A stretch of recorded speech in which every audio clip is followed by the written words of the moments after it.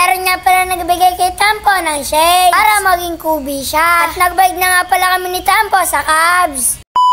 Ngayong araw nga pala, gusto ni Tampo gamitin ang aking bike. Nilapitan ko nga pala si Tampo at sinabi ko na mag-bike na lang kami sa labas. Sobrang saya niya nga pala nung narinig niya yun. Kaya naman, nagsusot nga pala ako dito ng cleat shoes. Si Tampo naman ay nagsuot naman ng kanyang helmet. Tinetesting nga pala dito ni Tampo kung matatanggal yung helmet na suot niya. Kaya naman, nanuga-uga niya ang kanyang ulo na parang timang. Kailangan niya kasi na sigurado dapat safety ang kanyang suot. So safety naman daw, kaya naman tara na. Nagsuot na nga rin pala ako dito ng gloves. Ito nga pala, nakikita ko sa mga bikers. Kaso nga lang ay nag-iisa na nga lang pala ito. And then, nainggit nga pala si Tampo, kaya naman nagtampo siya. Kaya niya tuloy sumama sa amin. Kaya naman, inilabas ko na si Lexi. Kaya hindi nga pala inaasahan ay biglang lumabas si Tampo. Yun guys, sumama na si Tampo.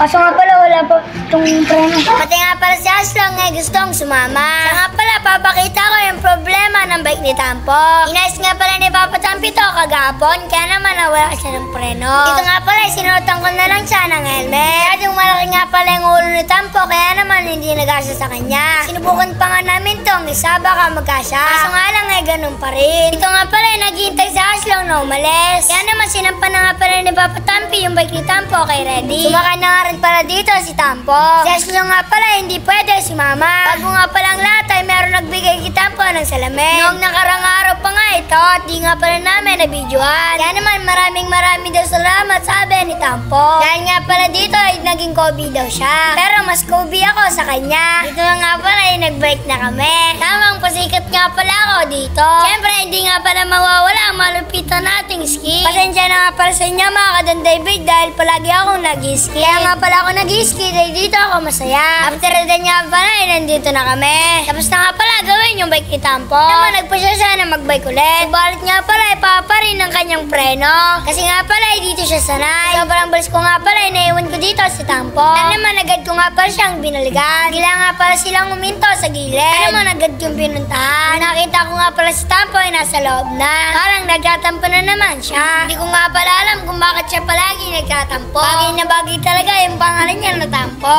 Saya mga Kadan David, uwi na nga pala kami. Tirinig nga pala ay nandito na kami sa bahay. Yakol pala ang kanyang gusto. Ginawa ko na nga pala si Lexi upang linisan. Subalit tirap na naman ako sa ginawa ni Papa Tampi na bakuran. Kaya naman siya ang pinakuha ko. Nakuha ko na rin pala kay Papa Tampi ang aking stand. Dito nga pala ay kung nakikita nyo ay sobrang dumi na ni Lexi. Kaya naman kinuha ko na nga pala ang kanyang panlinis. Panlinis ko nga pala dito ay ibigay sa akin ni Kuya Noah. Yung kulay pula nga pala ay shampoo at yung isa naman ay pomindiri set. Dito nga pala ay binasa ko muna si Lexi. Gamit ko nga pala yung gripo. Bigla nga pala dito nanood si Tampo. Hindi ko nga pala alam kung ano ginagawa niya na naman dito. Ito nga pala yung gulong ang binuhusan ko. And then yung drop bar naman. After that nga pala ay okay na. Nalagyan na nga pala natin ng bike shampoo. Siya nga pala mga Kadan David ay yung gamit ko nga pala dito pa muna sa yung brief ko. Kaya naman nagsimula na nga pala ako dito maglinis. Ang laki talaga ng pinagbago ni Lexi. Dati ay makinis, ngayon ay lubak-lubak na. Tinitigyaw siguro siya. Tayo mga Kadan David,